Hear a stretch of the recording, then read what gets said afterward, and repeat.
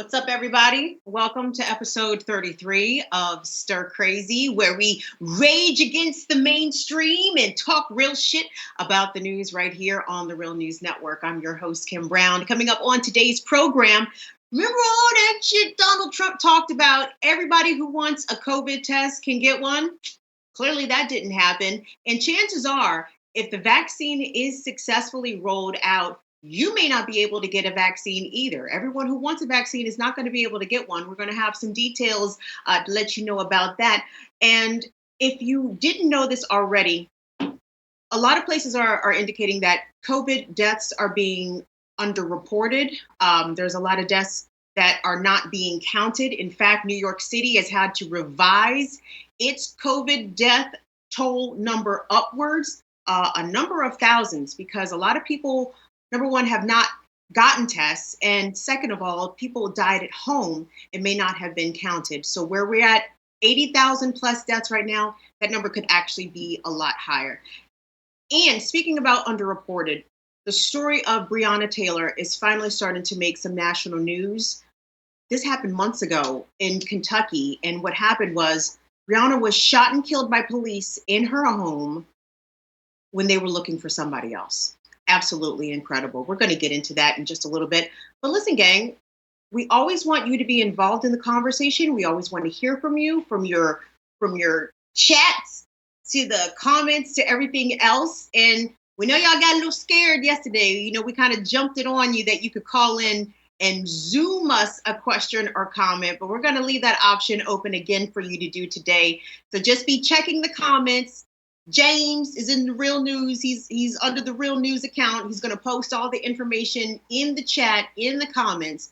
So if you want to call us up live, I don't know how we're doing this, but the number's out there. If y'all want to call us, y'all can do so. We would love to hear from you. And now it's time to bring in our fantastic panel. Joining us today is our visual and research producer here at the Real News, Andrew Corkery. Also political consultant, friend of the show, Marcus Ferrell, and Dr. Khalilah Harris, Managing Director of K-12 Education for the Center for American Progress.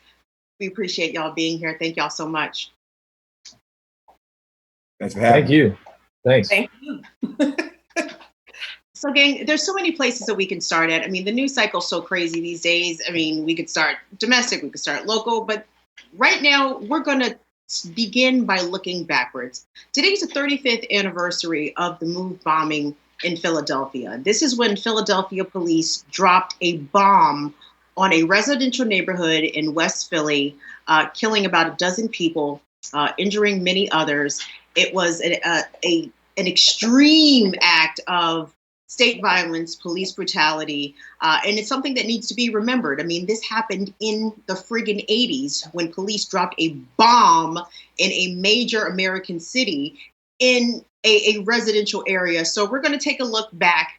This is a clip done by the Philadelphia Inquirer doing a retrospective on the MOVE bombing. Let's take a look. And what did you think was the fate of the children in terms of blowing a hole in the roof?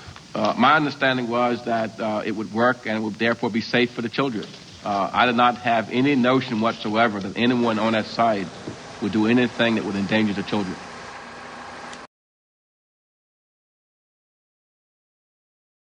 Did you have any information or belief that there was any gasoline stored on the roof of 6221 Osage Avenue? I don't recall. I've heard that several times since.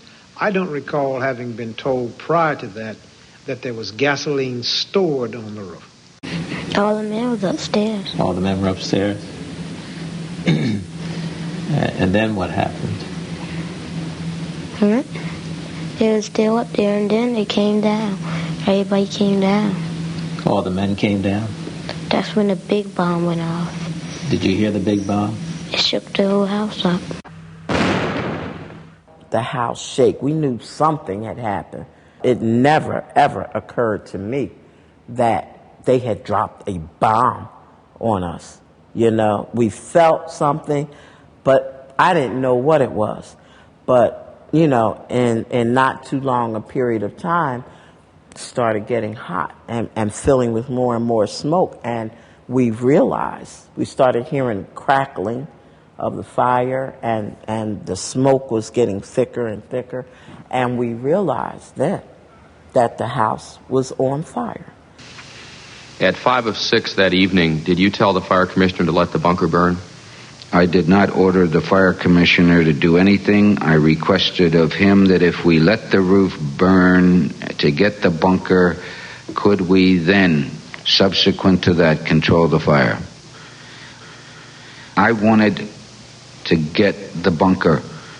I wanted to be able to somehow have tactical superiority without sacrificing any lives if it were at all possible. Sambor said to me very briefly, if we let the bunker burn, can you still put out the fire? And the extent of fire at the time, my only thing I could judge it from my own experience was that, yes, I think we could.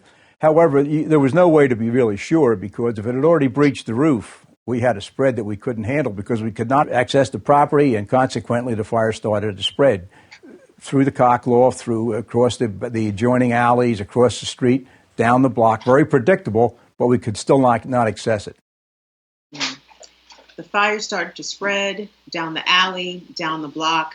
Very predictable. That was the fire chief, or the person who was the fire chief at the time in Philadelphia at the time of the 1985 move bombing there.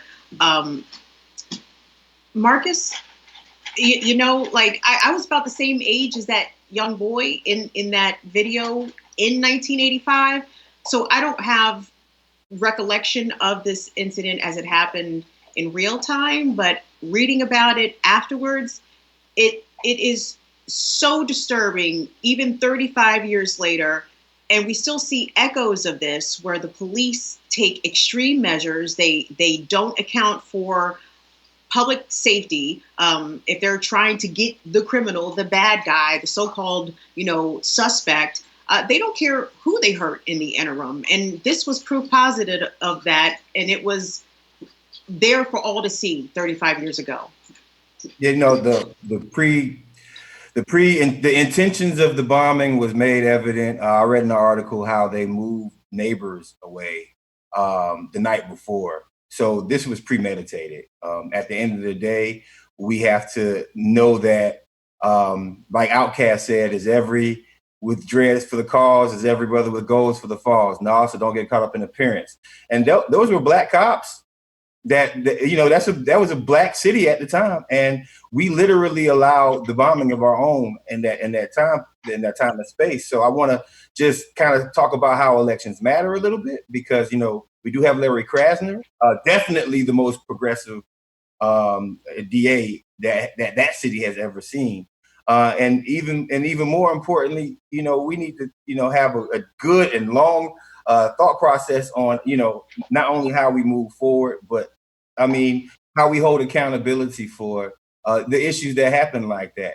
They bomb black families, they bomb the black family, they bomb the black movement, and I don't think many charges happen off of that. And some of these questions still are unanswered about the deaths of the men that were in that building this decade. Khalilah, Marcus said that it was black cops. It was also a black mayor overseeing this operation. Tell us, what was your take on obviously learning about the move bombing as you became a woman? A couple of things. First, we see Paul Manafort walking out of prison, but we still have political prisoners like Mumia Abu-Jamal locked up for decades because he supported Black liberation. We have a mayor who issued what's supposed to be an apology, but when you read it, doesn't quite sound like an apology, and is calling on the current mayor to issue a blanket apology. The fact of the matter is the Black community in Philadelphia did not heal from that, did not have an opportunity to heal, and there needs to be more of a truth and reconciliation process as opposed to some flippant, haphazard apology, right? Black folk are not oblivious to white supremacy. They can be the tools of white supremacy, just like other model minorities can be the tools of white supremacy. And what we had there were people who were living behind the blue line of law enforcement and ultimately, when Black people serve in law enforcement in this country in a system that is set up to control Black people and other people of color, they are forced to choose between their Blackness and their commitment to this structure set upon oppressing their own people. And the challenge is many of them go into the profession wanting to do good, wanting to make sure their communities are safe and supported.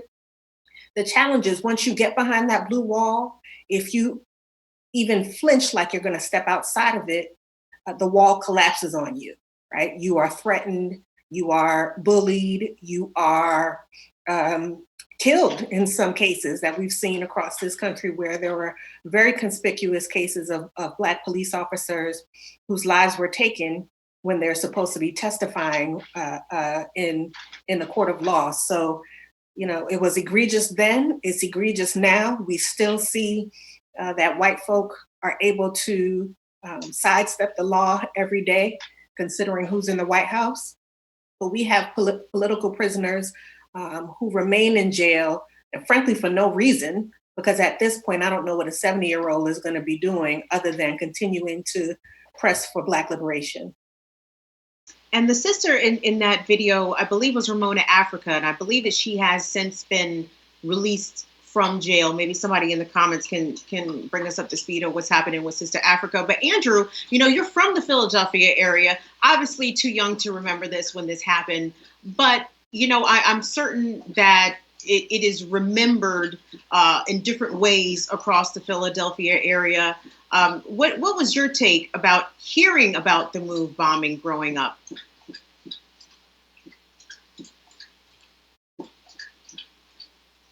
Yeah, I mean, it's interesting because I kind of grew up in, you know, more or less suburbia, and you really don't hear about the MOVE bombing at all in any sort of educational context. So it's very difficult, you know, as a white person, kind of seeing this level of severity of racism kind of rearing its ugly head in very specific instances and throughout the broader culture, and nothing being done to educate people about it properly so that it can't, you know, manifest itself again in such a cruel way. But I think it's very telling, though, that you know, the establishment politicians in Philadelphia do not deal with this properly. They're not looking in a way that is looking forward at dealing with the level of pain and anguish they have caused in the situation with the MOVE bombing, because a lot of the same systems are still in place in Philadelphia that systematically suppress minority communities throughout the city. And so if for example, as the Inquirer says today, if the mayor came out and said, you know, he apologized for it, he would have to apologize for the entire underpinning of the entire, you know, political system that suppresses minority communities in Philadelphia to this day. And so he knows that system still operates to a large extent. And so to kind of condemn the MOVE bombing would be, you know, antithetical to what the current strategy is for what the Philadelphia, you know, political class is doing with Mayor Jim Kenney. And Kim, if I could piggyback on that just a little bit, you see the systems right now today, education, for example, that community was never actually sufficiently rebuilt. And you see, I attended University of Pennsylvania for many years, and you know what you see is a divided Philadelphia in many ways between the haves and the have-nots. You still see educational attainment or the closure of schools contingent upon where you live in the city. So, you know, the issue from the MOVE bombing reverberated and continues to reverberate. You do have some great elected officials there who are working to really tie and bond the city back together. But again, I think there's going to have to be some truth and reconciliation to make sure that all I's are dotted and T's crossed, that people are held accountable, and those mistakes not repeated again. And gang, you know what really struck me about this was the militaristic response. And we complain about, you know, how police respond with tanks now. I'm thinking about Ferguson. I'm thinking about the Baltimore uprisings where we just saw this insane amount of our artillery and equipment that is military grade being utilized by local police departments. And we saw that here in 1985, and according to what happened, 500 police officers shot 10,000 rounds of ammunition contained within that Philadelphia Inquirer mini documentary. You should go on YouTube and check it out for all who have not seen it. One of the reporters for the Philadelphia Inquirer mentioned, he said they have like a 50 caliber or a 55 caliber, machine gun drum out here. And he said this is an enormous gun that shakes the house when it is shot. And the police had full knowledge that there were children inside of that building, and they still went extra hard with the bullets, and of course with the inevitable bombing of the building. And 61 buildings were lost, houses were lost, 250 people were left homeless after that. And as we see like the rise of police brutality again here in the U.S., I want to talk to you guys about the story of Breonna Taylor, a 26-year-old Black woman. She was a EMT in Louisville, Kentucky. She was shot and killed several weeks ago by police in her own home. And we do have a report from Lexington for that. Tonight, the family of the victim shot in an officer-involved shooting on Friday morning is speaking out, naming 26-year-old Breonna Taylor as the woman who died when officers say they were executing a drug search warrant. Police say when they arrived to the Springfield location and entered the home, they were met with gunshots. They returned fire, killing Breonna. Breonna's family, however, says officer count does not show the whole picture. They claim officers were looking for someone who didn't live at the home or had any connection to the victim. She's already was accomplished certified CMT for the city of Louisville. She currently works for U of L Health as a emergency technician. And this is not a woman who would sacrifice her life and her family morals and values to sell drugs on the street. The family also claims Kenneth Walker, who's now facing attempted murder charges of a police officer, shot at officers in self-defense and is a registered gun owner. Police say that their public integrity unit is currently investigating. That was from WHAS TV 11 in Louisville. And Marcus Ferrell, there is a lot to unpack there. First of all, it's been reported that the police were actually at the wrong apartment, or rather looking for the wrong person. They were looking for a person that allegedly Breonna used to date some months ago, but was not dating any longer, and who obviously did not live there any longer. But the police were utilizing a no-knock warrant. They just kicked in the door, 1 a.m., and said that they came under fire, which, as we see, Breonna's boyfriend was charged with attempted murder of a police officer. Now, how in the hell he's supposed to know it's a police officer if they use it a no-knock warrant? There's so much about this story that is so fucked up, Marcus. Like, I can't even get it all out. At this point, we know that the Second Amendment doesn't apply to African Americans, even though I believe that African Americans should start packing heat. This brother probably did everything that he could possibly do to protect himself and his family. What you're supposed to do by the Constitution in America, what you're supposed to do if you are a constitutionalist and believe in the Second Amendment. Second, where's the constant accountability for police officers who run up in the wrong crib? Let's even go further than that. How come there's not like reading lessons every single day for these police officers across the nation? How in the hell do you get the wrong address? And why isn't there immediate backlash and immediate accountability from these police associations, from these mayors, from these elected officials who, this sister probably voted for at some point to actually come out and say, okay, first things first, we need to shut everything down until the cops are held accountable. Now, if you believe the Constitution, you ought to know that shooting at folks when you're going out and you're intentional about it is one thing, but when you are actually defending your home, it's a whole other thing. I am frustrated. I am scared. I am a gun owner. And I can only just imagine not only what was going through that sister's head when she heard the gunshots, but more so Why is this brother even being charged when the police officers were not even in the legal right to go into their house? It's a sad case again. And Khalilah, I think it's very important that we lift up Breonna's name, because obviously she's a Black woman, and when we see these police involved shootings of Black men, we have an over tendency to lift up the names of the men, but these incidents routinely happen to Black women, and they usually do not get the amount of coverage like Ahmaud Arbery has gotten, for example.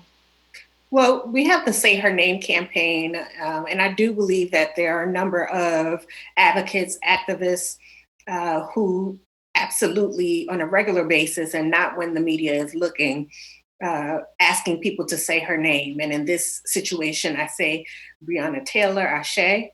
And, Black women are susceptible just like Black men. If one of us is not free, none of us are free. And the challenge that we have is we want to place a gender around an oppressive, racist system when there is no gender designation to it. The most increasing number of incarcerated people are women. And so we cannot pit one against the other and say, Black women need to have more focus and Black men will figure it out. We can't divide it by gender. And Breonna did not deserve to die.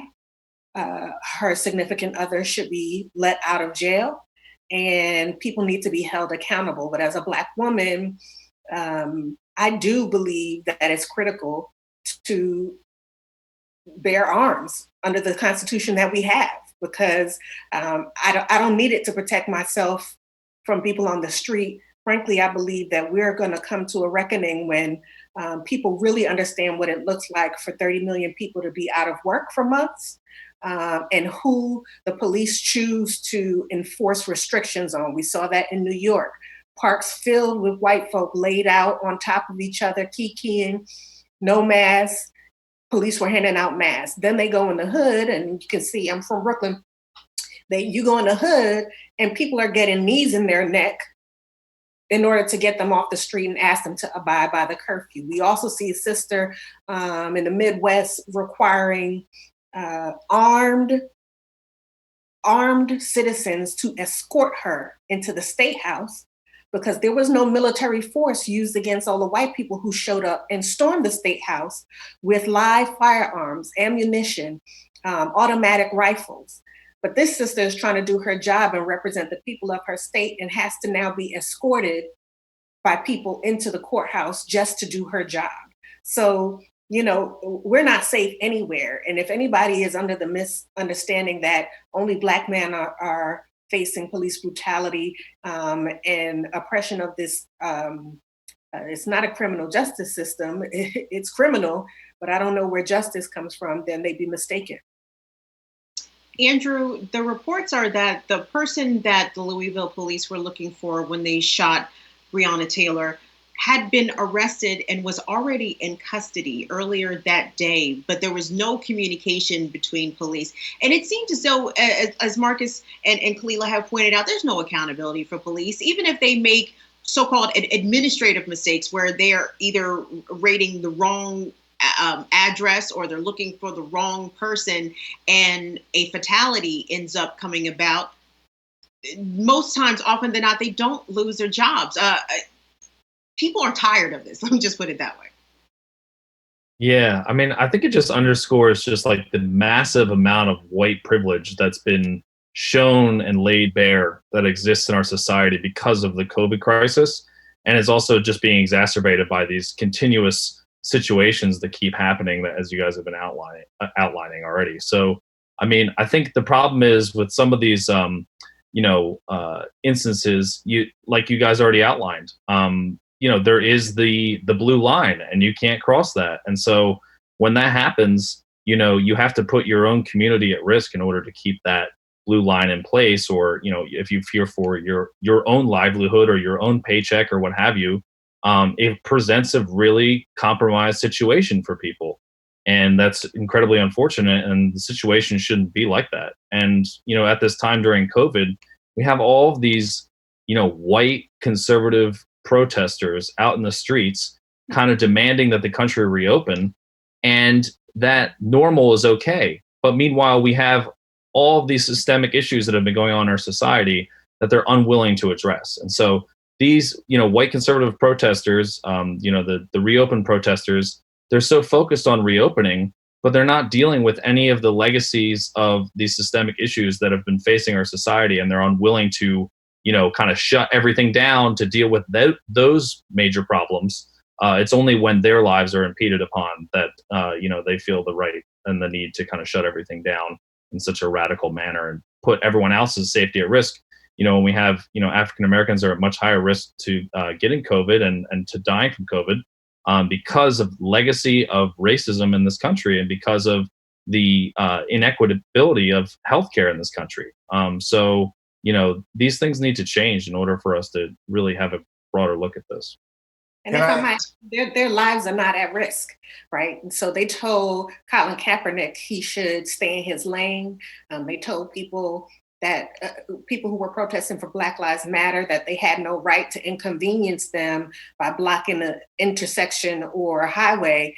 And these folk are inconvenienced at most and are bearing arms and storming state legislatures. Come on, whose life are you talking about? That people like to clap back when you say Black Lives Matter, that all lives matter. Is that right? Because you currently are proving our point for us by exhibiting your privilege. So it goes beyond privilege. This policing system was set up to, as an extension of slave patrols, as an extension of Jim Crow, as an extension of mass incarceration. So it has never been a system that was set up to make sure all of us are safe. And yes, Black people who live under siege want to have police to help protect the safety of their communities. But if we could do without it, lots of people would abolish a police as it currently exists. I just want to add on, these motherfuckers are running up in Subway with bazookas. Bazookas. Real bazookas. Which is not legal anywhere. Yeah, like where you get a bazooka from in the first place. But you had a dude at a store, at like a convenience store, with a bazooka strapped to his back the other day in South Carolina. Here's an important point that I want to just bring up. This first, if we talk about the thin blue line, and we talk about what's going on in America right now, and we're talking about the presidential election.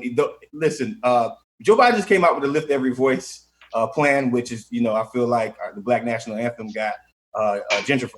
But in that plan, he decided that he wanted to give money to community policing and make a complete community policing service. So this is the plans that this is what our side, or the liberal side, or the progressive side, or whatever side you're on, this is the side this is the plan that they have for the future, is to put more cops in our neighborhoods that, quote unquote, understand the community, when there's an organic beef between police and any human being that doesn't live in the suburb.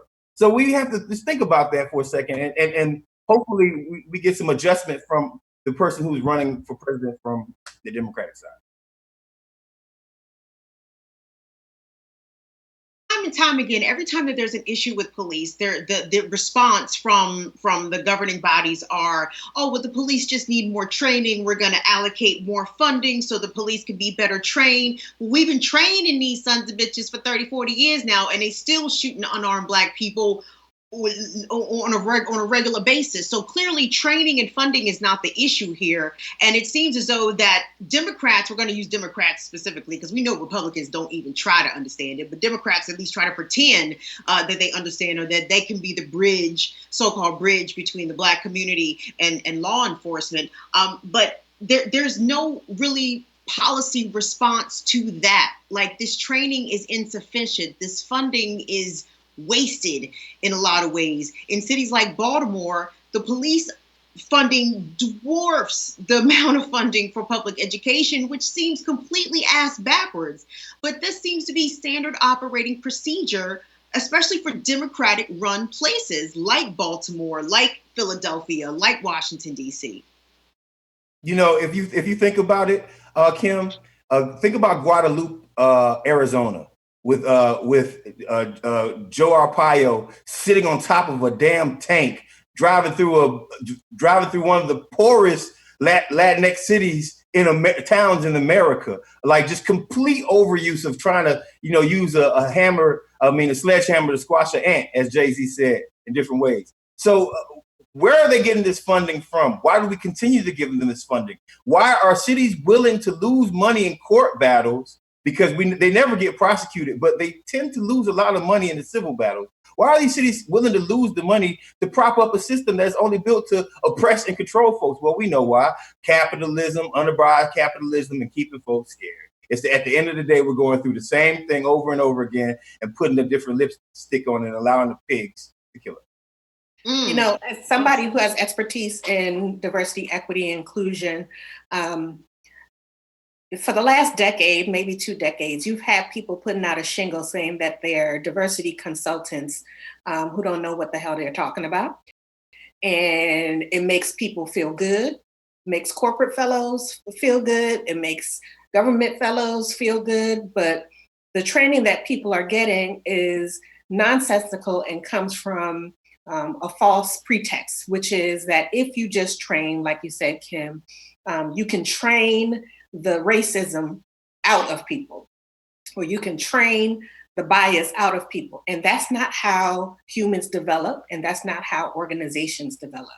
So that anytime you say to someone, and there are plenty of studies on this, you can look at the Harvard Business Review and other periodicals, but anytime you say to someone they're going to into training to address an issue, it triggers something in the brain that says, I'm being punished with this information, right? That's not setting up a situation where there's a shift or a transformation in how that entity exists. So as soon as you say you're being trained because the consent decree says you're doing something wrong, that flips a switch for people who feel like they have been trying to be good police, or they are open to identify what implicit bias they move with and address that. But the idea of diversity training, it doesn't work in corporate, it doesn't work in government, which is why all the efforts that you've seen to get Black folk in tech and Latinx people in tech or in other industries don't work because people are experiencing training about how they give up their dominion over a country they believe is theirs.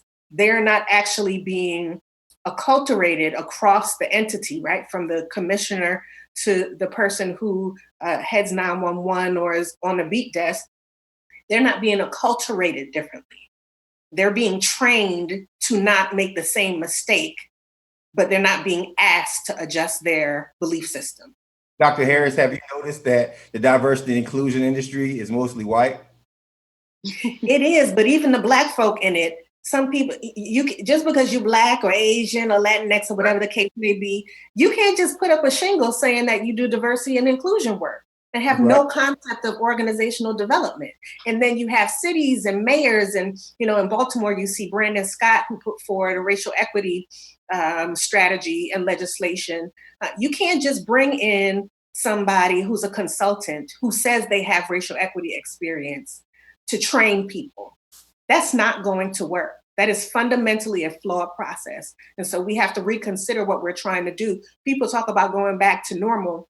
Nothing was normal in this country for Black folk before. Nothing was normal in this country for Indigenous folk whose land was stolen and whose treaties continue to be stepped on, right? When you see people trying to protect their land, the land that they're told they have sovereignty over, and telling you can't bring your disease onto my land because the past few hundred years you've been bringing disease here and killing my people off. They should be able to practice sovereignty, and we should be able to understand how we live collaboratively with one another. But at this point, training people is not going to get us where we need to be, much less the police. It needs to be abolished and all of the systems that we have right now, the human social services, criminal justice system, the criminal system. They all need to be reestablished, architected into the vision of what we say we are as a country, not what we've been doing, because it's not normal. It's not normal for my people to walk out the house and feel like they could be shot dead by the police any day. And that people are going to look for the time they stole penny candy when they went into 3rd grade as a reason why they deserve to be shot. So It's ridiculous. We have a lot of comments, gang. Richard Bogue says must take investigation and prosecution of police malfeasance out of the local community and conducted by a state level agency. Sounds good, Richard. I don't know if that'll help. Nagon11 from the comment says the militarization of police is about the control and, yes, fear that they want to put into the general populace. There was another comment down here, Marcus. Somebody said something about guns, and I wanted to throw it out to you because I, too, am a gun owner. I believe in possessing and owning guns and utilizing my Second Amendment right to the fullest. Here we go. Hari Z says, our guns don't protect us because they will use that excuse to kick down anybody's door and start shooting. It's ridiculousness to have weapons, but just use them against intruders other than cops. Do guns really protect Black people, Marcus, as a gun owner? I don't have guns. I don't learn to use firearms for intruders because I'm clear of the statistics, the likelihood of my ability to get a gun out, put the clip in, unlock it, all of that good stuff, right? But I am clear there is going to come a point in this country where I have to protect my 3 children. Right. So anybody who says they're getting guns because somebody might break in, I got you. If it's not a shotgun that you could point and shoot, I don't know what you're doing with your gun anyway. But beyond that, my firearms are for the protection of my family from the state. That's right. Hey, look, click clack. Judged by 12 rather than carried by 6. Unfortunately, and what I mean by that is what my response to you is simple. Look, we've seen it. Whether we're using it or not, whether we're armed or not. I look at the case of my first cousin, Jonathan Ferrell, who was shot and killed in North Carolina for asking for help after a car accident. I can't trust the police officers. Does it protect us? No, maybe not. That's not my issue. My issue is this right here. I want a fighting chance to tell my story. Now, look, you want to go into my background? I smoke weed and I have a gun. Now, I'm officially say this is a Black man. No, I did not aim it at the cop until he aimed it at me. Thanks. There you go. Nothing wrong with that. Speaking of police, we've seen the case of Ahmaud Arbery play out over several weeks, with somewhat culminating with the arrest of the father and son duo, the McMichaels, charged with murder, granted no bond. They're still in jail. It does look as though, I think Georgia actually did appoint a special prosecutor, Marcus, correct me if I'm wrong about that. Yeah. Right. Black woman, right? Yeah, Black woman. A conservative, but Black woman. Okay. Okay. Well, all our skin folk ain't our kinfolk. This is correct. This is totally correct. If we're going to talk about who was brought up, I will say this right here. I think that Alec has already put out the talking points on this one nationwide, basically saying that it's okay for you to defend this one because that was on camera. And they know that they know the rule of law, right? A citizen's arrest means you actually have to catch someone in the act of committing a felony. Well, what Ahmaud was doing was not a felony. At the most, it was a misdemeanor. So therefore, the whole premise of a citizen's arrest, if he actually stole something from that place, at most it was a misdemeanor. So you have to be caught in the act of a felony to actually inquire a citizen's arrest. And you can't leave your house, like in self-defense in the state of Georgia is intent on immediate danger. You can't get in your truck, call your son, get your gun, drive past the guy, slow him down, and then pull out your gun and then get into an altercation. That is no longer self-defense. So and any good lawyer, whether conservative or Democrat, understands that law is the basic premise of what the stand your ground law is, and also what the arrest law that they're trying to use. So it looks bad for these guys. And especially since they, tried to put a paper label over it and have an African-American person come in there and actually try it. But that sister knows that America's watching. And if you follow the rule of law in the state of Georgia, those guys are going to get charged with murder. Well, the other thing, one thing I love about the pandemic right now, if there's anything to love, is the expansive access. I know people don't want to be surveilled by the state, but at this point, we're all being surveilled. Expanded access to broadband and technology. Because let me tell you something, I watch a lot of British crime drama. And you know what solves every case?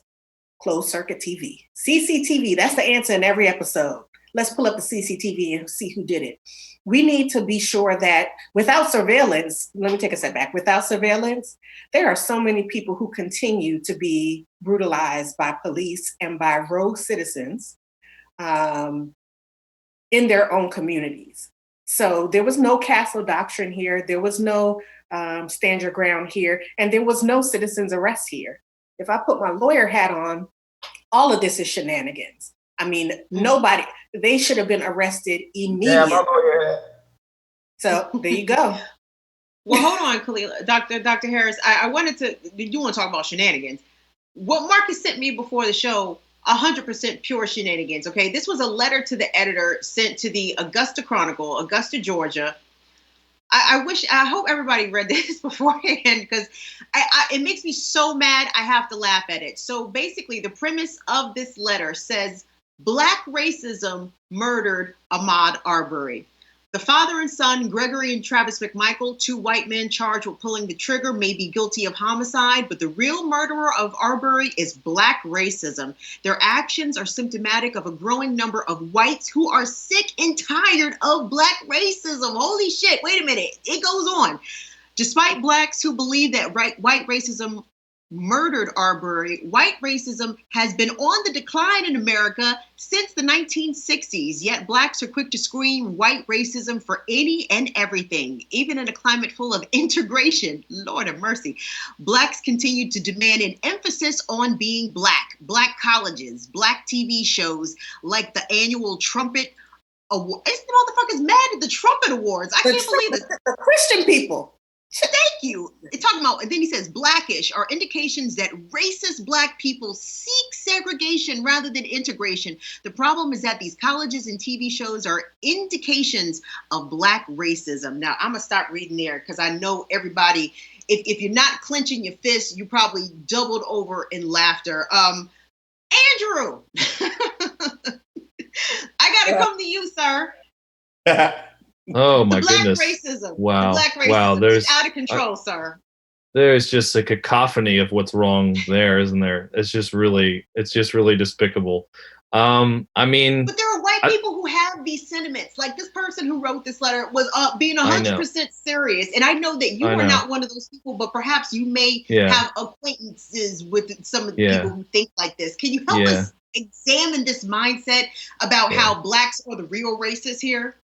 Yeah, that letter reads like some like crazy like Monty Python skit from like some white supremacists or something. It's completely just farcical at this point. But yeah, I think the problem is that some white people just view the correct advancement in certain particular areas of African Americans as, as, oh no, you guys are being racist now because we're making it more equal. When in reality, the white people are just losing their privilege. So they just need to get over that shit and move on. That's honestly it. I have one thing to say. Wakanda forever. Right. Wakanda forever, yes. It shows that editors can get jobs even if they're smoking a crack pipe. How do you even let that go through your whole little processing system and get to the public? That's the first major question. We know ignorance when we see it. I mean, we're actually we're living in a country where Karens are getting mad that they can't get fast service as they used to pre-COVID at a Red Lobster that has slowed down because everybody was fired. And Karen is getting mad at being called Karen. She says that's racist. Well, I mean, Karen. Okay, Becky. Karen is Karening. I'm gonna use that as a verb. Karen is currently Karening her issues. But we know that this is the sentiment. And here's how deep that systematic racism is. Somebody thought that article was a fair and opposite viewpoint that should be published as an opinion piece. So not only do they take it wrong, somewhere, somehow somebody said, this is fair. This is a good look. We should go ahead and be the ones to put this out there. And, if you're watching this show right now, it's the Augusta Chronicle. Tweet at them. You can go on my Facebook page Twitter page and retweet, just tweet at them and just say how ignorant they are. Somebody needs to fire.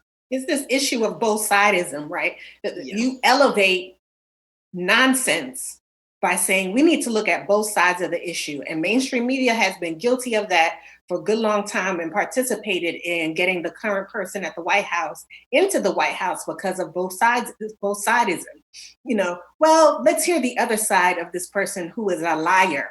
They lie, their surrogates lie, their daughter lies, their son-in-law lies, everybody's lying, but we want to give them the chance to give their side. And that has been irresponsible journalism, and it elevates problematic racist, anti-Semitic, xenophobic, homophobic philosophies by giving airtime to something that is absolutely hate. So, you know, we have to continue to pull away from this both sidism, because you're right, Marcus. The fact that that got through editorial is a shame and a sham. Well, also too, I think it's worth noting that, like Marcus said, one of the things I would add to that is that there's a constituency for this craziness. You know what I mean? And so it's not just they're publishing it because they think it'll only, equate to, this both sidism debate.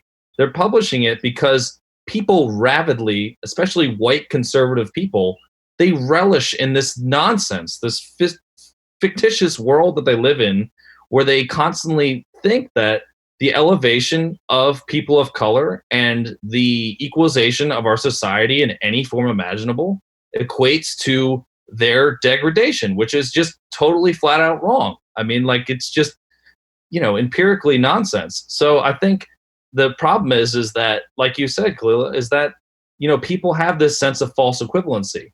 And the way that the media does that, they do it with everything. They do it with climate change. They say that climate change, we can have a climate skeptic on. They can debate climate change. Now, granted, in the past couple of years, because we're actually dealing with the physical reality and destructional toll of climate change, they've stopped doing that a little bit. But every once in a while, you still see a couple people on the news that are like, well, I don't really think that climate change is a thing. And then you find out that they're funded by some Koch brother think tank or something like that. And you're like, oh, okay, well, that makes sense, and then the media doesn't disclose that either. So I think that until we kind of get to the crux of this false equivalency issue and just stop giving airtime to just stuff that's not true, or just say flat out, it's false. Just write that. I always crack up at these lower thirds that they give for Trump, where it's like, Trump insinuates with no evidence. I'm like, no, he just fucking lied. Like, just say that he lied. Like, what is the problem? Like,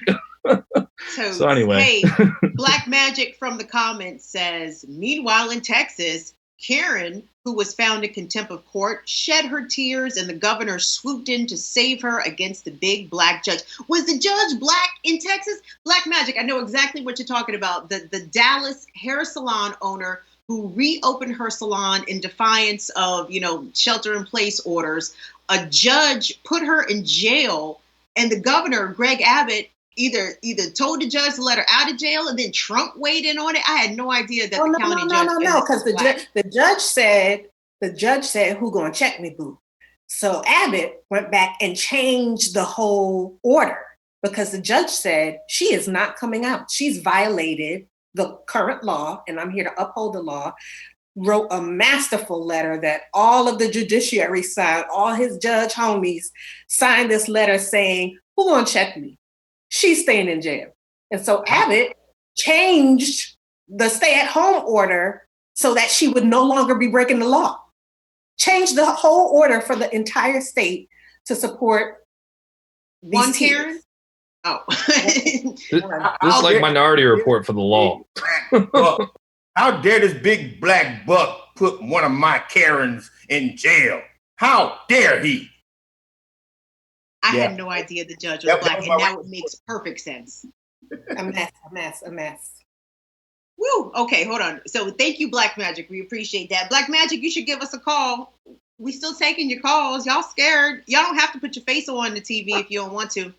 Kiana Rainey says, for black people, you can have the gun license. You just can't have the guns. Sister, you ain't lied about that. Okay, we're going to move along. I didn't realize that we had dipped so deep in the hour, but I want to move ahead to COVID virus stuff because that's the reason for the season. That's why we all in here in our houses zooming to parts unknown. But it's been reported that Trump is pressuring the Centers for Disease Control to underreport the numbers of people who have been killed by coronavirus, currently standing over 81,000. In a lot of places, some of those numbers are being changed. In New York City, they had to revise their COVID deaths upwards, over 3,000 people, because many either died at home or died under suspicion of COVID infection, but didn't actually receive tests. There's speculation that out in Iowa at the Tyson's factory, where there was over 1,000 cases of positive coronavirus, that they actually stopped counting. They stopped reporting the numbers to the state agency. And Andrew, I know you've been following this. So what's going on with the underreporting of the numbers and the status of the vaccine? When the vaccine becomes available, you may not be able to get one. Yeah, so I think it seems like in terms of the underreporting of the numbers, it sounds like Trump's taken a bit of a play out of Putin's playbook in regards to, just saying that, oh yeah, like these COVID deaths aren't actually COVID deaths, and we can't calculate them quick enough. But hell, just open up the economy anyway. So it's just showing that our society is unequal, and that Trump really has a complete and utter disregard for anything science related to this virus. His entire calculus is just motivated by his own personal political gain. And that's what you're seeing by him trying to manipulate these numbers and trying to, just fend off the truth for another day. Dr. Fauci told us yesterday during the Senate hearing that the numbers are undercounted. If there's anybody I'm going to give some credence to their word, I won't say rely on, but some credence to their word, Anthony Fauci got up there and said the numbers are undercounted. And we have seen the disparities based on race for the reason that I believe when you look at these heat maps, because the virus has spread in very concentrated areas. And those are the areas most times that Black people and Latinx people live in this country.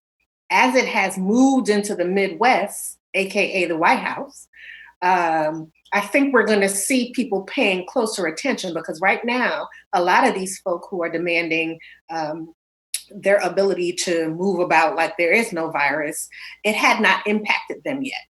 And now we see it moving. We're seeing troublesome spikes in places like Oklahoma, Arizona, Iowa, Idaho. I think there's going to be a shift. We even see Trump in the White House refusing to wear PPE, but we know there are people in the White House who've contracted the virus. So he'd rather maintain the image of invincibility as opposed to protect the people around him. So how is he going to protect us? Marcus, you live in a state that has been reopened. Can you give us a status report? What's happening in Georgia? Yeah, my black ass is staying right in the crib. So that's what's happening in Georgia right now. Let me tell you what's happening. I got a haircut. I need a haircut that's bad as hell. The grades won't come out fast enough. Listen, I know that's not news, but I suggest everybody in the state of Georgia has the same goddamn issue. Excuse my language, but I'm serious about this one right here. The state of Georgia, just like Florida, is opening up slowly. And what I am noticing is the amount of, don't forget, Georgia is a civil rights bastion. And even though there's a lot of ratchery that goes on in Atlanta, Georgia, around the state, I'm hearing and I'm seeing a lot of African-American leadership on the same page. What has happened is that I believe the murder of Ahmaud got even more of our society aware about the dangers to our lives and whether we should go out and shouldn't go out. So we're kind of banding together in this state. And none of my friends, and it's funny, I drove around the SWATs, and that's Southwest Atlanta, Georgia, where Outcast and Goody Mob are from. I drove around those neighborhoods. And I mean, folks were out, right? But the amazing thing to see was like the Black homeless folks had PPE on, right? folks in the Kroger were socially distancing. There wasn't much attitude. Now, don't get me wrong. There's crazies everywhere. But, I mean, and I know like football is so big in the South that the governor is going to try to make it that the university system is open in September to make sure that the University of Georgia doesn't lose a single revenue dollar, right? But we got to watch this thing because eventually I think the white folks and the people who support Trump and Kemp and all the other folks are going to go out because they believe that nonsense. And when they go out, because the coronavirus is not racist, just systems are racist, they're gonna get it. They're gonna catch it. And when that wave comes in the state of Georgia and white Georgians start seeing the ramifications of it, that's when you're gonna start seeing some substantial changes in policy. Marcus, I'm curious about gets to know the oil, right? Because I've seen some data that said over 61% of people in Georgia do not support reopening. But let the news tell it, most of the state of Georgia, except maybe Black people, want to reopen. And that's just not factual. So that's another. Georgia's a Black state. So Georgia's a Black state. People don't, it's not a majority Black state, but Georgia is a Black state. So it has a lot more Black people than people really think. And African Americans and also the progressive white folks in Atlanta, downtown Atlanta, they are not having it. They are like, listen, there's, we're not going out. And even some of the conservatives aren't going out. So we got to get over it. What about the Black churches, Marcus? That's what I'm really curious about. I mean, there's mega churches down in Atlanta, and I'm sure people are ready to get back to their houses of worship. But are Black churches going to be resuming services, to your knowledge? Pastor has to learn how to do Zoom so far, and I don't hear any major conversations about like these mega churches opening up. Plus, Keisha Lance Bottom, say what you want to about her being a Biden supporter, but Keisha is not having Black folks go out. She is locking this city down as much as possible. And her and Kemp are going head to head in the Mecca because she understands, all right, you guys are doing this so y'all can not keep the economy open, but make sure you get reelected by lower Black numbers in November. It's that simple, right? And I believe that's going on nationwide. So Keisha understands that she has a responsibility, even being a Democratic presidential nominee supporter, that she wants her votes to get out too. And if we're all dead or sick or still scared, then this curve won't flatten out. So the Black churches aren't opening up left and right. Now, you do see some smaller Black churches opening up, but not the big ones because they know that that's problematic. And churches like a rock concert here in Atlanta. Right. It's really interesting to observe, especially some of the Black female politicians, Black women politicians. I hate when people say female. I'm mad at myself for saying that. Black women politicians like Keisha Lance Bottoms, like the mayor of San Francisco, London Breed, like DC Mayor Muriel Bowser. They're like, nope, y'all not gonna blame us if half the city come up dead. No, sir, we're gonna stay under this lockdown order till June, July, if need be. And I'm getting the word from our producers. Do we have a call? Is there a caller on the line before we sign off? No.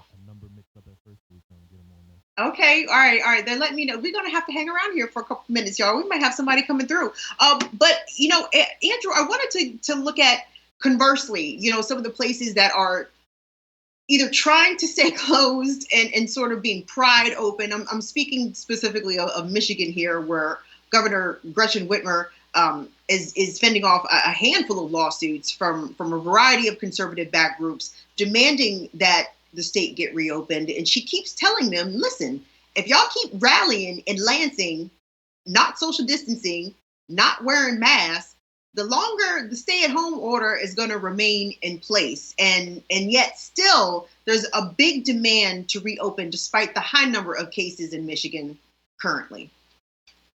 Yeah, I mean, I think it just underscores, the privilege involved in the situation and what Marcus talked about, which is this thing is going to come back around. And the coronavirus is not racist. So it will come get you too. So, we're just waiting for that to happen at this point. I mean, like she said, if you refuse to listen to the order and you refuse to, abide by social distancing and wear PPE and all these things, it's just going to go on longer. And, we see places even in Trump country getting affected by this, like Khalilah was outlining.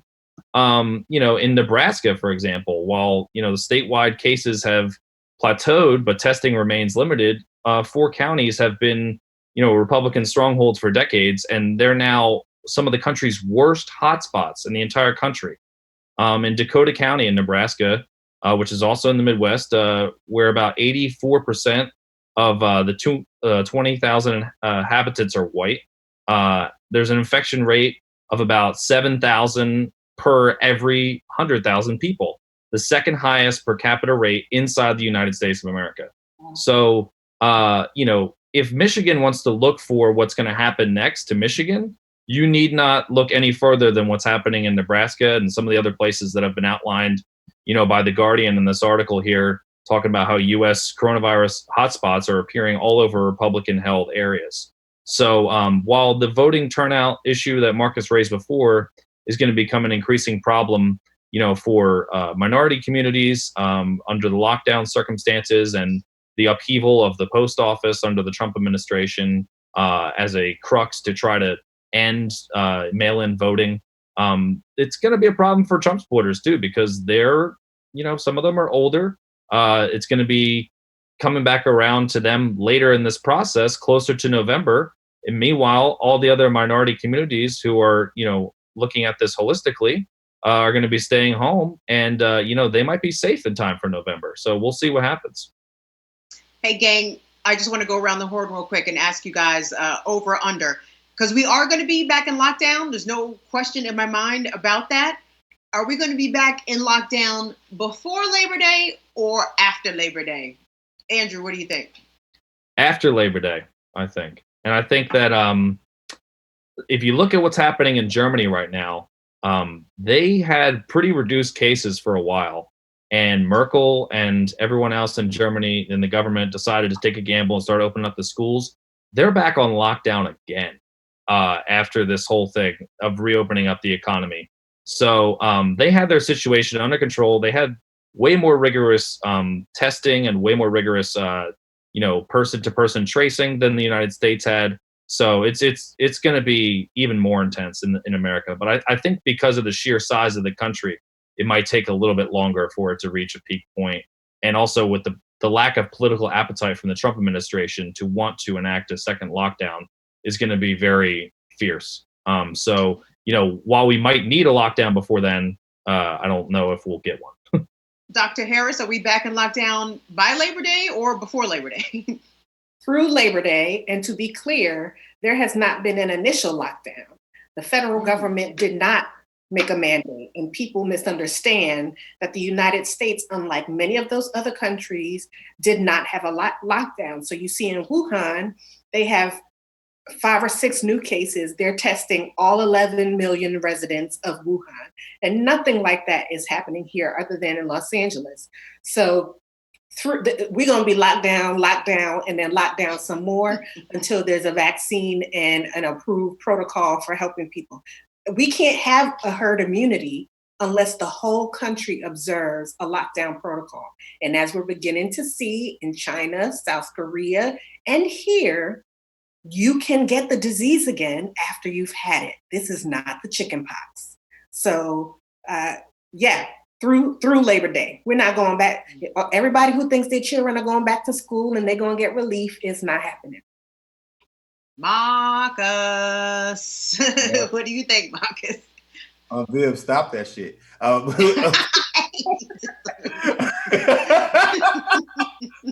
Look, it matters on whether Barack Obama says something again or not, right? Because the Trump administration has operated off of pride, ego, and ignorance, right? And if Barack says again, maybe 3 weeks from now, hey, you know what? This preparedness for this situation, how we handle it sucks, then they're going to continue doing what they do, because everything is about spiting Barack Hussein Obama, even if he did good or bad. So my theory is get this: Barack on the line and say, Barack, you need to get on CNN and say we need to open up. That's right. What we need. Right. We need to open. If that happens, Yeah. we'll be locked. They'll shut everything down.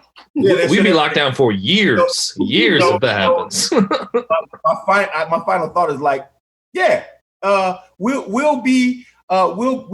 we're not going to be locked down anytime soon. And so coming back from it or lockdown again is not going to happen. But when Karen gets sick and Karen starts dying at massive rates, then American country will be locked down. Also, Marcus, don't forget about Obamagate too. That's Trump's new deflection about the whole situation. What is Obamagate, Andrew? I still don't even know what the hell that is. He keeps on coming out and saying Obamagate. Trump at every single press conference for the last week out here saying, Obamagate. And then they ask him, right, so what did he do? What actual offense, what law did he break? What's the thing you want to put him in jail for? Well, he said, quote, to one of these newspaper reporters, and he said, well, you would know that if you read other newspapers. Just go read the other newspapers and not your newspaper. You know what Obamagate is. That's what he said to one of the reporters. And he can't even articulate what the hell it is. I mean, he can't articulate anything, so it's not surprising. But, the fact that, you have this political rival that you're trying to stick it to during this lockdown situation, you can't even get an idea out. I mean, my first thing would be like, rivalry. I don't know, maybe the drones, both sides to have beef. The's no rivalry. Barack Obama doesn't even see Donald Trump. I mean, it's 4 years ago. It's 4 years ago. This man hasn't been president for 4 years, and coronavirus is going on right now. Like, you have to explain to me, Donald Trump, you have to explain to me how a decision that Barack Hussein Obama made 4 years ago, whatever the hell happened, because I'm still confused. You have to explain to me how that affects right now. So besides your racist answers to Asian American descendants here in America, besides your deflecting of every single common sense, why does his base hate Obama so much that they're willing to not talk about the most important moment in the history of this country just to blame Obama for something that he couldn't have done anything for the past 4 years? Fuck out of here, man. It's crazy. Look, gang, we're going to have to leave it right there. Y'all have wasted a perfectly good hour plus getting stir crazy with us here on The Real News. I'd like to thank our panel, Andrew Corkery, Marcus Ferrell, Dr. Khalilah Harris. As always, gang, thank you guys so much for stopping through and sharing your brilliance and your astute observations with our esteemed audience. Thank you guys so much. Thank you. Thank you. Pleasure to be on. Hey, now whoever was supposed to call in on the Zoom, I don't know what happened to that. Oh, Black Man 903. Oh, okay. Dwayne said it's our fault, but we're going to fix the issue and we're going to make it so that you can call in tomorrow. Okay. So thank you all for your comments, for getting rowdy in the chat. Stir Crazy comes back tomorrow. I'm Kim Brown. Thank you for watching The Real News Network. Deuces, y'all.